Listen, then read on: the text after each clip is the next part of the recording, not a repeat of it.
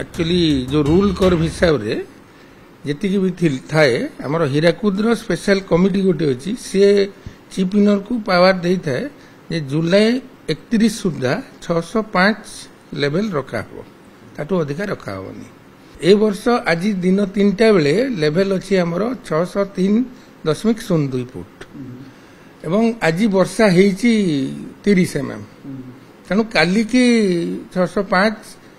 हो जबार संभावना रही पुणी आग को आईएमडी कहूँ काली पर दिन 2 दिन माने वर्षार संभावना अच्छी तेणु आम जेहेतु 48 घंटार गोटे वार्निंग दबा पड़े तेणु आम रविवार दिन 10टा बेले आम माने गेट खोलिबार निष्पत्ति ना बर्तमान सुधा से नया जाई पारिबनी कारण आग को वर्षा अच्छी इनफ्लो बढ़ी पारे कमी पारे तेणु आम से दिन सकाळे ही डिसीजन नबु जे केतरा गेट खोलिबु किंतु गेट खोला हबो प्रथमे आम पूजार्चना सरला परे प्रथमे 7 number sluice gate left spillway खोला जीवो।